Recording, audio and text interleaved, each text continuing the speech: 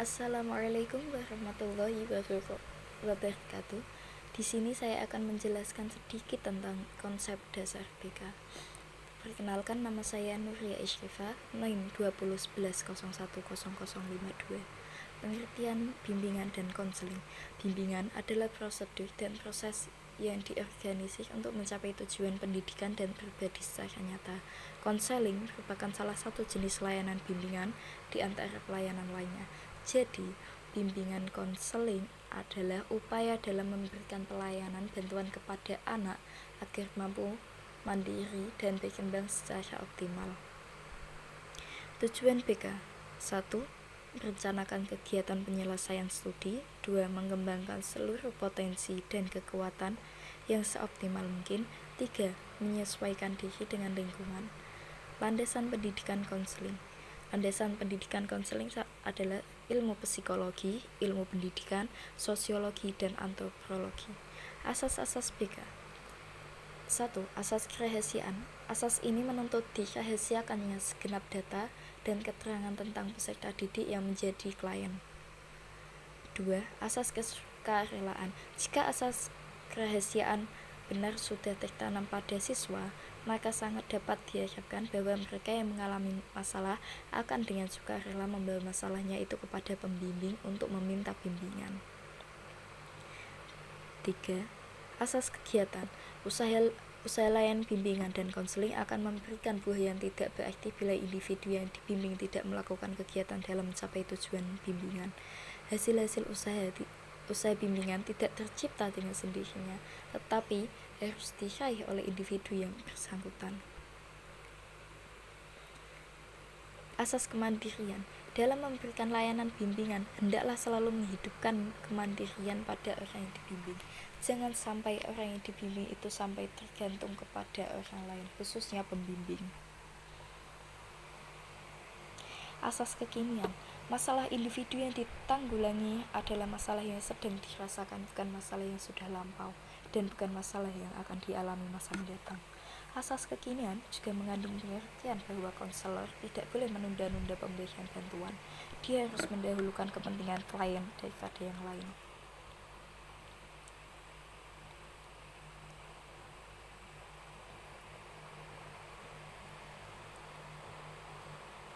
Asas kekinian.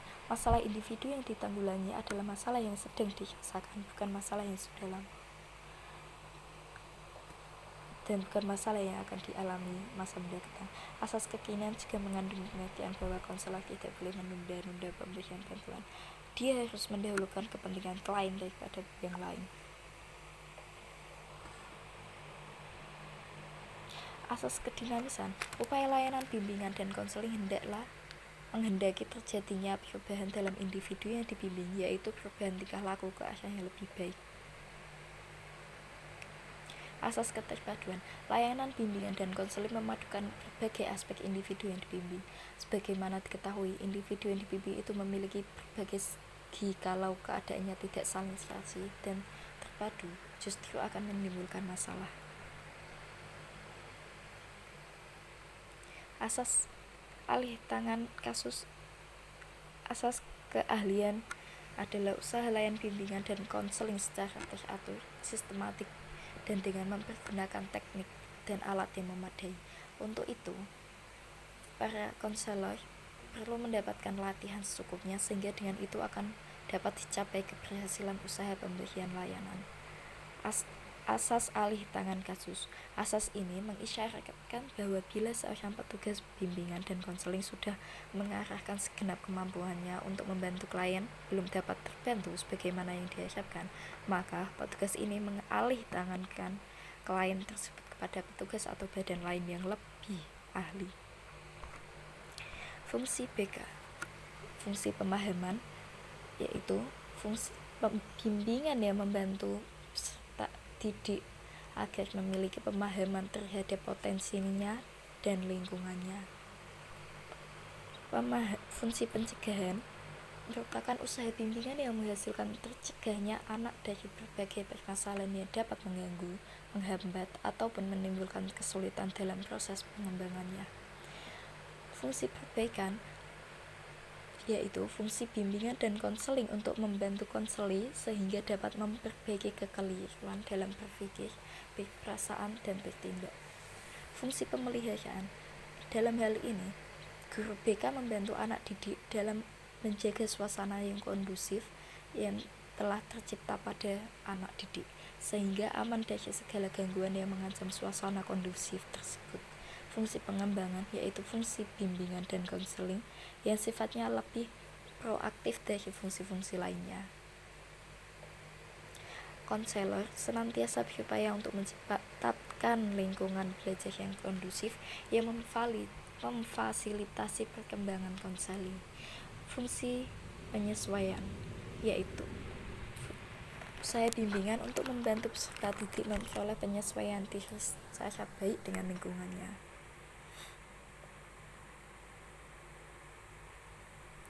Fungsi adaptasi membantu para pelaksana pendidikan, kepala sekolah, dan guru untuk menyelesaikan program pendidikan terhadap latar belakang pendidikan, minat, kemampuan, dan kebutuhan konseli.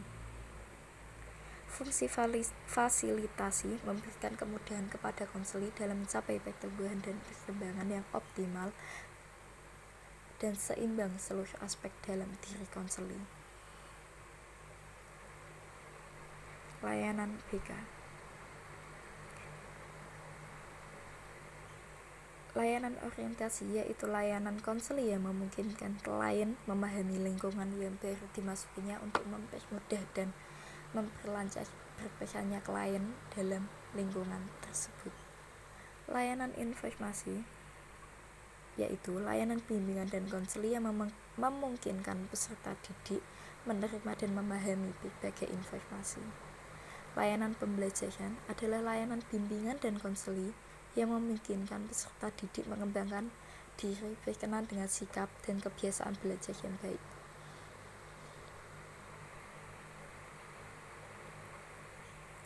Layanan penempatan dan penyaluran adalah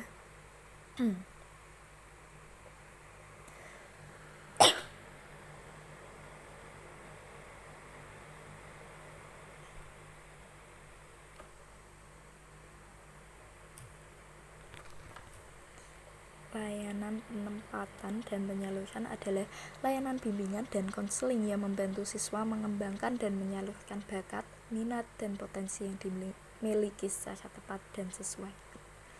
Layanan penguasaan konten adalah salah satu jenis layanan bimbingan dan konseling yang memungkinkan siswa dapat memahami dan mengembangkan sikap dan kebiasaan belajar yang baik, keterampilan dan materi belajar yang cocok dengan kecepatan dan kesulitan belajarnya, serta tuntutan kemampuan yang berguna dalam kehidupan.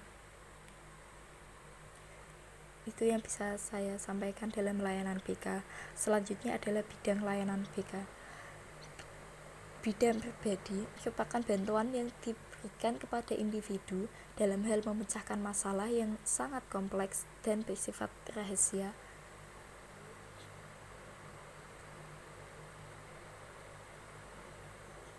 Bimbingan pribadi merupakan bimbingan yang diberikan kepada individu dalam menghadapi pergumulan dalam batinnya sendiri, dalam mengatur diri, perawatan jasmani, pengisian waktu luang, pengaturan nafsu seksual, dan sebagainya. Bimbingan sosial adalah bimbingan bidang sosial menurut Dewa Ketut Soekardi mengungkapkan bahwa bimbingan pribadi sosial merupakan usaha bimbingan dalam menghadapi dan memecahkan masalah pribadi sosial seperti penyesuaian diri menghadapi konflik dan pergaulan. Sedangkan menurut pendapat Abu Ahmadi, bimbingan pribadi sosial adalah seperangkat usaha bantuan kepada peserta didik agar dapat menghadapi sendiri masalah pribadi dan sosial yang dialaminya, mengadakan penyesuaian pribadi dan sosial, memilih kompleks sosial, memilih jenis-jenis kegiatan sosial, dan kegiatan reaktif yang berguna.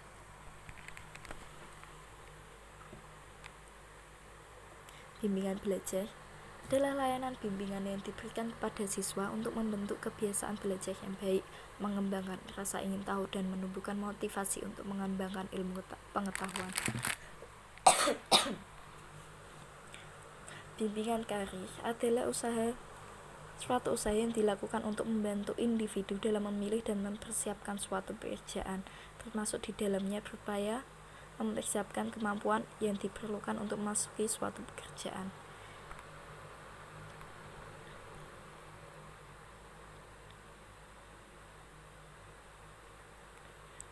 Komponen layanan BK. Layanan dasar. Layanan dasar bimbingan konseling adalah proses pemberian bantuan kepada semua siswa melalui kegiatan-kegiatan secara klasikal atau kompleks kelompok yang disajikan secara sistematis dalam rangka membantu perkembangan dirinya secara optimal. Layanan responsif adalah suatu layanan yang diberikan oleh guru kepada siswa yang memiliki masalah khusus serta yang membutuhkan bantuan.